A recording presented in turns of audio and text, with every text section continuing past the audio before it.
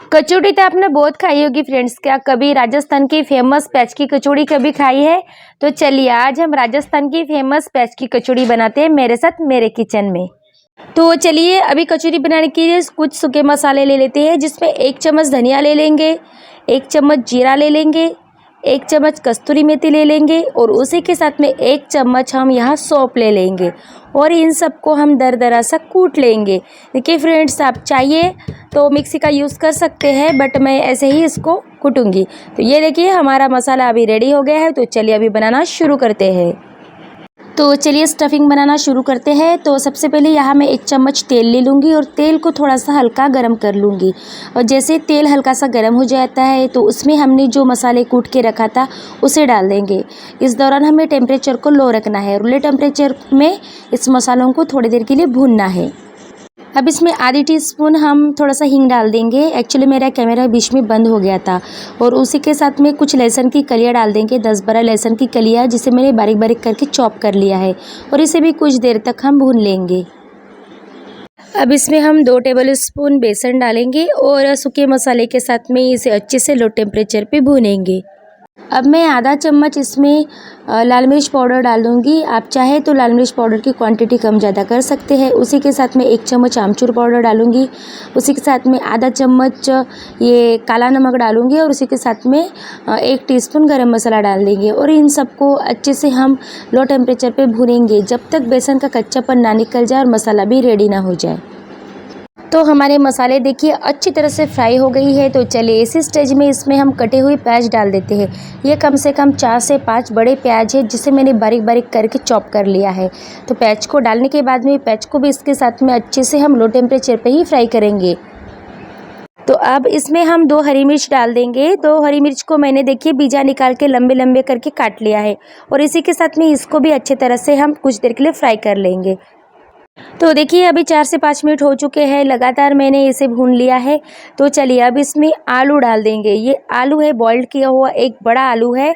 तो इसे इसमें डाल दूंगी और अच्छी तरह से इसके साथ में भी मिक्स कर लूँगी। आप चाहे तो मैशर का भी यूज़ कर सकते हैं, बट मैं हाथ से ही डाल रही हूँ, इससे इसका टेस्ट बहुत ही अच्छा आता है।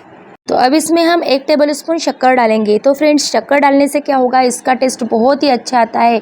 प्याज और शक्कर का कॉम्बिनेशन बहुत ही टेस्टी होता है। तो चलिए इसे एक बार बहुत बढ़िया तरीके से हम मिक्स करेंगे और स्टफिंग को रेडी करेंगे। तो फ्रेंड्स, इसी स्टेज में आप नमक को भी चेक कर सकते हैं कि इसमें नमक की ज़रूरत होगी या नहीं। तो फ्रेंड्स देखिए स्टफिंग रेडी हो गई है। बस इसी स्टेज में हमें 2 बड़े प्याज, जिसे मैंने लंबे लंबे करके पतले पतले करके काट रखा था, उसे इसमें डाल दूंगी और अच्छे तरह से एक बार इसे मिक्स कर दूंगी। हमें प्याज को पकाना नहीं है, ये जो गरम स्टफिंग है इसकी वजह से ऑलरेडी अच्छे से पक जाएगा। तो स्टफिंग रेडी हो गई है। तो चलिए इसे अब ठंडा कर लेते हैं। तो चलिए हम कचौड़ी के लिए अभी डो लगा लेते हैं, जिसके लिए मुझे 1.5 कप मैदे की ज़रूरत होगी और उसमें स्वादानुसार मैं नमक डाल दूंगी और उसी के साथ में इसमें मैं 1 टेबलस्पून अजवाइन डालूंगी। तो अजवाइन को थोड़ा सा हम हाथ से इस तरह से क्रश कर लेंगे और इसमें डाल देंगे। तो सूखे इंग्रेडिएंट्स को सबसे पहले थोड़ा सा हम चम्मच से मिक्स कर लेंगे आपस में। अब इसमें मैं 3 से 4 बड़े चम्मच तेल डाल दूंगी और तेल के साथ में हाथ से अच्छी तरह से मसल के मैं इस आटे को लगाऊंगी और इसकी बॉन्डिंग भी मैं चेक कर लूँगी कि बॉन्डिंग कैसी बनती है। अगर हमें मुट्ठी में पकड़ के लगता है कि ये बॉन्डिंग बन गई, इसका मतलब कचौड़ी के लिए आटा परफेक्ट तरीके से लग गई है। तो चलिए अब इसमें थोड़ा थोड़ा पानी डाल के इसका एक सॉफ्ट सा डो लगाते हैं। हमें सख्त डो बिल्कुल नहीं लगाना है फ्रेंड्स, हमें सॉफ्ट ही डो लगाना है। तो ये देखिए हमारा डो लगा के हो गया है और डो देखिए कितनी सॉफ्ट है। तो ऐसा ही डो हमें लगाना है, बट डो लगाने से पहले कम से कम हमें इसे 5 से 6 मिनट इसी तरह से मसलना है। तो ये देखिए इस तरह से पटक पटक के मसलना है, ताकि हमारे डो में ड्राइनेस ना आ जाए और हमारी कचौड़ी भी फुली फुली और खस्तेदार बने। तो इस तरह से हमें इसे थोड़ा सा पटक पटक के रेडी करना है। तो फ्रेंड्स देखिए इसकी 5 से 6 मिनट तक बहुत अच्छी तरह से पिटाई हो गई है और देखिए कितनी बढ़िया सॉफ्ट भी बनी है। तो चलिए इसे ढक के हम कम से कम 20 से 25 मिनट के लिए रेस्ट पे रख देते हैं। तो ये देखिए फ्रेंड्स हमारी इधर स्टफिंग भी ठंडी हो गई है। तो हमें इस तरह से थोड़ी थोड़ी सी डो लेनी है और उसकी छोटे छोटे से बॉल्स बनाने हैं। तो आपको कितना बड़ा बनाना है कचौड़ी, उसी हिसाब से आप बॉल्स को बनाइए। तो सारे बॉल्स इसी तरह से हम बना लेते हैं। तो ये देखिए हमारे सारे बॉल्स बन के रेडी हो गई है। तो चलिए अभी हम वहाँ समोसे के डो को भी देख लेते हैं। तो फ्रेंड्स आधा घंटा हो चुका है। तो ये देखिए हमारा डो भी बहुत अच्छी तरह से सेट हो गया है और देखिए ऊपर से बिल्कुल हार्ड नहीं है ये, क्योंकि हमने कम से कम इसकी 4 से 5 मिनट बढ़िया तरीके से धुलाई जो की थी। तो फ्रेंड्स चलिए अभी इसके हम छोटे छोटे से गोले काट लेते हैं। हम अच्छी तरह से इन गोलों को लेके हाथ से मसल के खींच के इसकी पूरियाँ बना लेंगे हाथ से, ये इस तरह से। पर बीच में हमें थोड़ा सा जाड़ा रखना है, क्योंकि बीच में हमें स्टफिंग को भरना है। तो साइड से हम पतला करेंगे और बीच से हमें थोड़ा सा मतलब जाड़ा रखना है, ये इस तरह से। तो चलिए अभी हम स्टफिंग को इसके अंदर भर लेते हैं और चारों बाजू से इसे अच्छी तरह से कवर कर देते हैं। तो इस तरह से इसका मुंह हम पैक कर देंगे इस तरह से, और ऊपर का जो छोटा सा अगर गोला निकलता है तो उसे तोड़ डालिए और हाथ से घुमा के इसकी कचौड़ी बना डालेंगे। और बीच में थोड़ा सा हम इस तरह से प्रेस करके गड्ढा टाइप का बना लेंगे, क्योंकि हलवाई लोग ऐसे ही बनाते हैं। इससे क्या होता है, हमारी जो कचौड़ी बनेगी बहुत ही फूली बनेगी। तो सारी कचौड़ी हम इसी तरह से बना लेते हैं। तो ये देखिए फ्रेंड्स हमारी सारी कचौड़ी बन के रेडी हो गई है। तो चलिए इसे हम कम से कम 10 मिनट तक एक रुमाल डालकर ढक के रख देते हैं। तो हमें ये 10 मिनट तक ढकना ही होगा इसे, और उसके बाद में हम कचौड़ी बनाएंगे। तो 10 मिनट हो चुके हैं। तो चलिए कचौड़ियों को चेक कर लेते हैं। तो ये देखिए फ्रेंड्स, तो चलिए अभी फ्राई करना शुरू करते हैं। तो ये देखिए हमने हाई टेम्परेचर पे तेल को बहुत अच्छे से गर्म कर लिया है। तो इसी गरम तेल में कचौरियों को इस तरह से डाल देंगे और ऊपर से थोड़ा सा ऑयल इस तरह से डाल के हम इसे तुरंत ही निकाल लेंगे। हमें बहुत ज़्यादा फ्राई नहीं करना है, बस सारी कचौरी हमें इसी तरह से ही फ्राई करनी है। तो ये देखिए हमने कचौरियों को इस तरह से थोड़ा सा फ्राई कर लिया है। तो चलिए अब हमें इसे डबल से फ्राई करना है।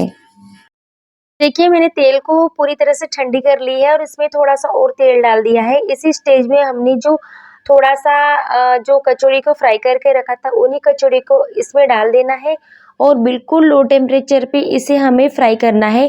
ये जैसे ही फ्राई होने लगेगा ये फुल के ऊपर खुद ब खुद आ जाएगा, तब तक हमें इसका इंतज़ार करना होगा।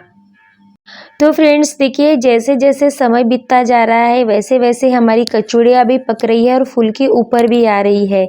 तो फ्रेंड्स इसे बनाने में थोड़ा तो टाइम लगता है, बट कचौड़ी जब बनके पूरी तरह से तैयार हो जाती है ये खाने में बहुत ही टेस्टी बनती है। देखिए बिल्कुल हलवाई के जैसी कचौड़ी बनी है। तो आपको थोड़ा पेशेंस रखना होगा और इन कचौड़ियों को बनाना होगा। तो ये देखिए 7 से 8 मिनट हो चुके हैं और हमारी कचौड़ी पूरी तरह से बनके रेडी हो गई है। और देखिए कितनी फूली भी बनी है।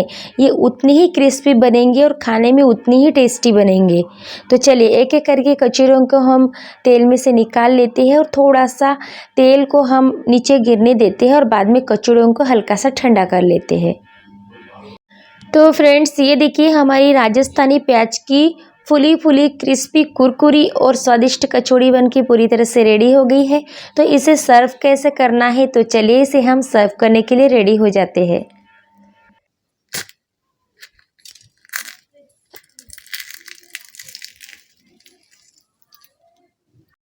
तो फ्रेंड्स चलिए अभी राजस्थानी प्याज की कचौड़ी हम सर्व करते हैं, जिसके लिए हमें कचौड़ियों को इस तरह से तोड़नी होगी और उसके ऊपर सबसे पहले हमें दही लगानी होगी। आपको पसंद है तो डालिए, नहीं तो स्किप कीजिए।